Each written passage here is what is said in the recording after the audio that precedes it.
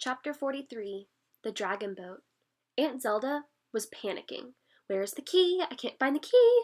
Oh, here it is. With shaking hands, she drew the key out of one of her patchwork pockets and opened the door to the lantern cupboard. She took out a lantern and gave it to Boy 412. You know where to go, don't you? Asked Aunt Zelda. The trap door in the potion cupboard? Boy 412 nodded. Go down into the tunnel. You'll be safe there. No one will find you. I'll make the trap door disappear.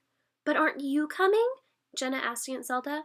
No, she said quietly. Boggart's very sick. I'm afraid he may not last if I move him. Don't worry about me. It's not me they want. Oh, look. Take this, Jenna. You may as well have him with you. Aunt Zelda fished Jenna's shield bug out of yet another pocket and gave the rolled-up bug to her. Jenna tucked the bug into her jacket pocket. Now go! Boy 412 hesitated, and another crack of lightning split the air. Go! Squeaked Aunt Zelda, waving her arms about like a demented windmill. Go! Boy 412 opened the trap door in the potion cupboard and held the lantern high, his hand trembling a little, while Jenna scrambled down the ladder. Nico hung back, wondering where Maxie had got to. He knew how much the wolfhound hated thunderstorms, and he wanted to take him with him. Maxie, he called out. Maxie, boy. From underneath the rug, a faint wolfhound whine came in reply. Boy 412 was already halfway down the ladder. Come on, he told Nico. Nico was busy wrestling with the recalcitrant wolfhound, who refused to come out from what he considered to be the safest place in the world, under the hearth rug. Hurry up, said Boy 412 impatiently, his head sticking back up through the trap door.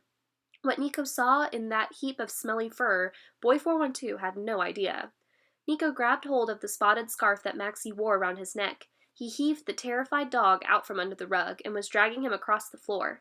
Maxie's claws made a hideous scraping noise on the stone flags as Nico shoved him into the dark potion cupboard. He whined piteously. Maxie knew he must have been very bad to deserve this. He wondered what it was he had done, and why he hadn't enjoyed it more at the time.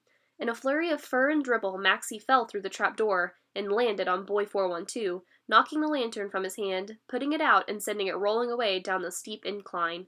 Now look what you've done, Boy 412 told the dog crossly, as Nico joined him at the bottom of the wooden ladder. What? Asked Nico. What have I done? Not you. Him. Lost the lantern. Oh, we'll find it. Stop worrying. We're safe now. Nico hauled Maxie to his feet, and the wolfhound skittered down the sandy slope, his claws scrabbling on the rock underneath, dragging Nico with him. They both slipped and slid down the steep slope, coming to rest in an unruly heap at the bottom of some steps. Ow, said Nico. I think I've found the lantern. Good, said Boy 412 grumpily. He picked up the lantern, which sprang to life again, and lit up the smooth marble walls of the tunnel. There are those pictures again, said Jenna. Aren't they amazing? How come everyone's been down here except for me, complained Nico. No one asked if I might like to look at the pictures. Hey, there's a boat in this one. Look. We know, said Boy 412 shortly. He put down the lantern and sat on the ground. He felt tired and wished Nico would be quiet, but Nico was excited by the tunnel. It's amazing down here, he said, staring at the hieroglyphics that ran along the wall as far as they could see in the flickering light of the lantern. I know, said Jenna. Look, I really like this one. It's a circle with a dragon in it. She ran her hand over the small blue and gold image inscribed on the marble wall. Suddenly, she felt the ground begin to shake. Boy 412 jumped to his feet. What's that? He gulped. A long, low rumble sent tremors up through their feet and reverberated through the air. It's moving, gasped Jenna. The tunnel wall is moving. One side of the tunnel wall was parting, ponderously rolling back, leaving a wide, open space in front of them. Boy 412 held up the lantern. It flared into a brilliant white light and showed, to their astonishment, a vast subterranean Roman temple laid out before them. Beneath their feet was an intricate mosaic floor, and rising into the darkness were huge, round marble columns. But that was not all. Oh, wow! Phew, Nico whistled. Maxie sat down and breathed respectful clouds of dog breath into the chill air. In the middle of the temple, resting on the mosaic floor, lay the most beautiful boat anyone had ever seen. The golden dragon boat of Hotep Ra. The huge green and gold head of the dragon reared up from the prow, its neck arched gracefully like a giant swan's. The body of the dragon was a broad, open boat with a smooth hull of golden wood. Folded neatly back along the outside of the hull were the dragon's wings, Great iridescent green folds shimmered as the multitude of green scales caught the light of the lantern. And at the stern of the dragon boat, the green tail arched far up into the darkness of the temple, its golden barbed end almost hidden in the gloom. How did that get here? Breathed Nico. Shipwrecked, said Boy 412. Jenna and Nico looked at Boy 412 in surprise. How do you know? They both asked.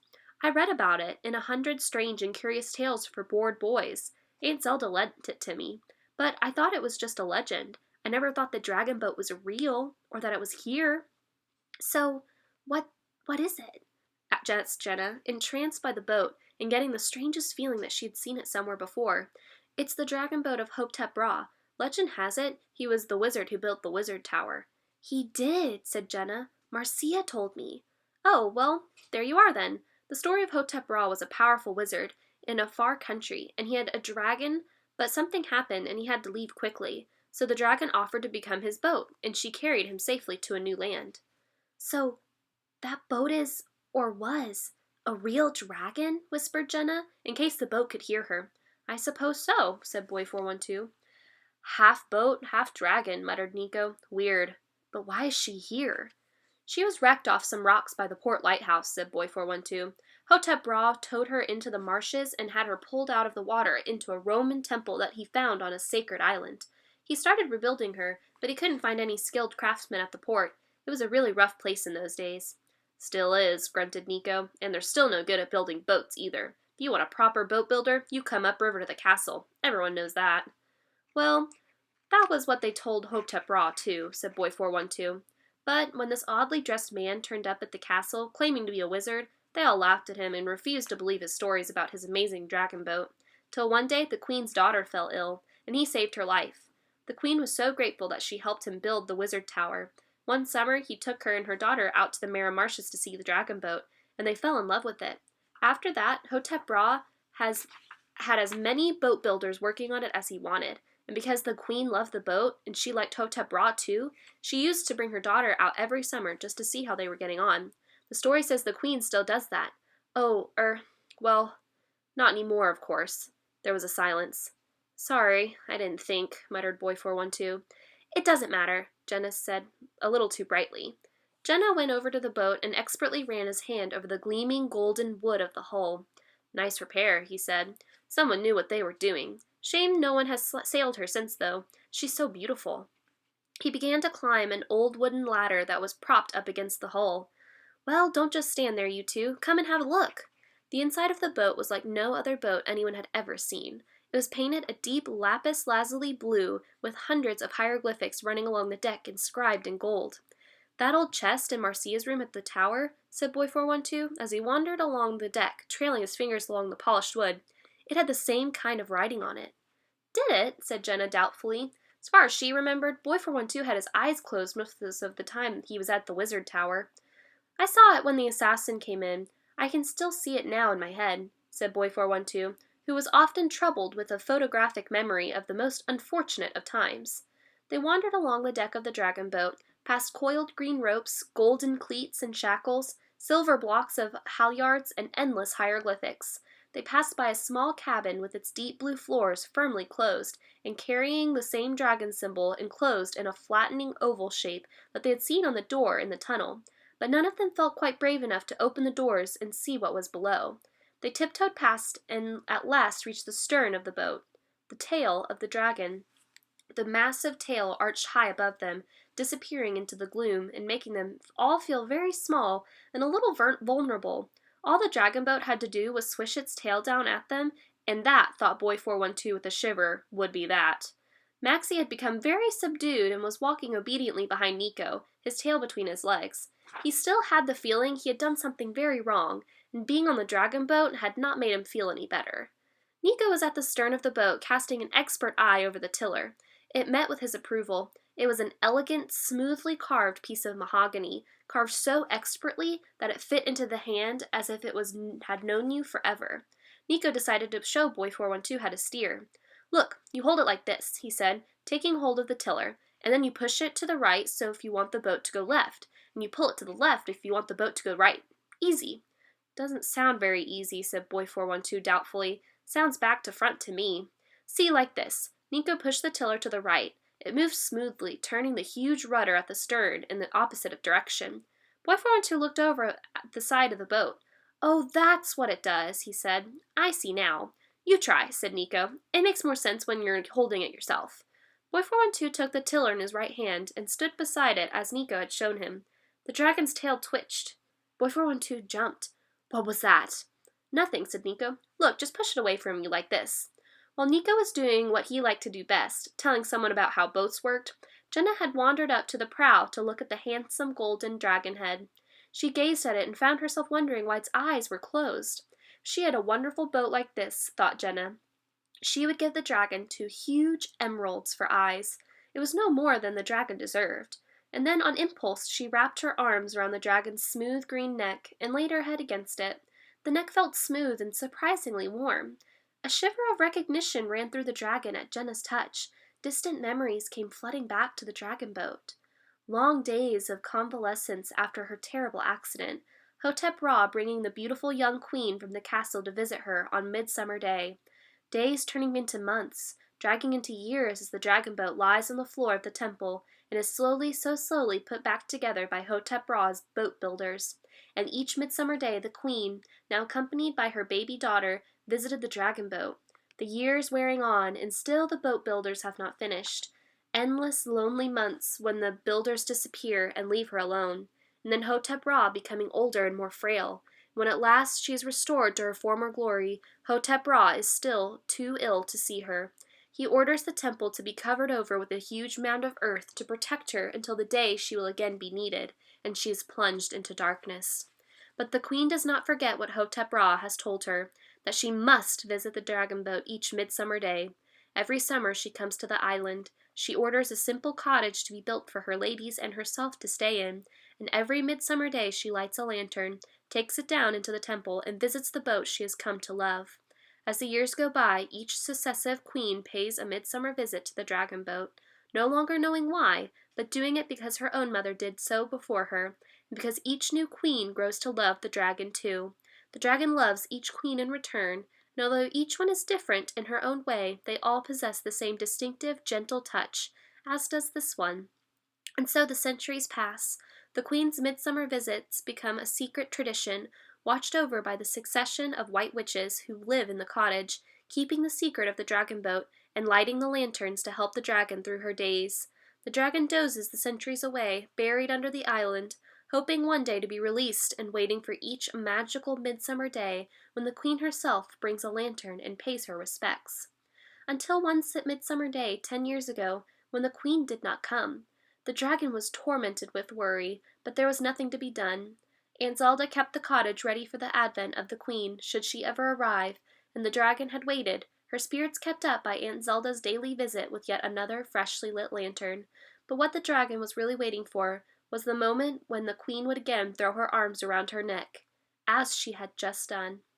The dragon opened her eyes in surprise. Jenna gasped. She must be dreaming, she thought. The dragon's eyes were indeed green, just as she had imagined, but they were not emeralds. They were living, seeing dragon eyes. Jenna let go of the dragon's neck and stepped back, and the dragon's eyes followed her movements, taking a long look at the new queen. It is a young one, thought the dragon, but none the worse for that. She bowed her head respectfully. From the stern of the boat, Boy 412 saw the dragon bow her head, and he knew he was not imagining things. Neither was he imagining something else. The sound of running water. Look, yelled Nico. A narrow, dark gap had appeared in the wall between the 2 marble pillars holding up the roof. A small trickle of water had begun to pour ominously through the opening, as if a sluice gate had been nudged open. As they watched, the trickle soon became a stream. With the gap opening wider and wider, soon the mosaic floor of the temple was awash with water, and the stream pouring in had become a torrent. With a thunderous roar, the earth bank outside gave away, and the wall between the 2 pillars collapsed. A river of mud and water swept into the cavern, churning around the dragon boat, lifting and rocking her from side to side, until suddenly she was floating free.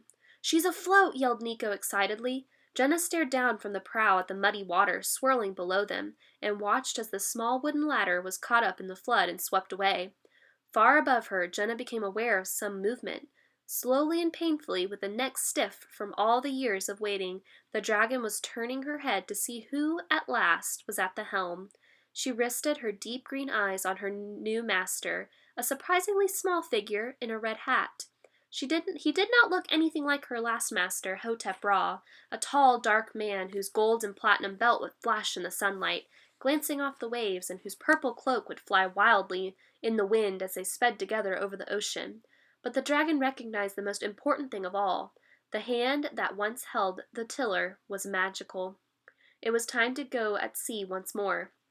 The dragon reared her head, and the two massive leathery wings, which had been folded along the sides of the boat, began to loosen. Before her, for the first time in many hundreds of years, she could see open water. Maxie growled, the hair on his neck standing up on end. The boat began to move. "What are you doing?" Jenna yelled at Boy 412. Boy 412 shook his head. He wasn't doing anything. It was the boat. "Let go!" Jenna yelled at him above the noise of the storm outside. "Let go of the tiller! It's you making this happen! Let go!" But Boy 412 would not let go. Something kept his hand firmly on the tiller, guiding the dragon boat as she began to move between the two marble pillars, taking with her new crew, Jenna, Nico, Boy 412, and Maxie. As the dragon's barbed tail cleared the confines of the temple, a loud creaking began on either side of the boat. The dragon was lifting her wings, unfurling and spreading, each one like an enormous webbed hand, stretching its long, bony fingers, cracking and groaning as the leathery skin was pulled taut. The crew of the dragon boat stared into the night sky, amazed at the sight of the huge wings towering above the boat like two giant green sails. The dragon's head reared up into the night, and her nostrils flared, breathing in the smell she had dreamed of all these years, the smell of the sea. At last, the dragon was free.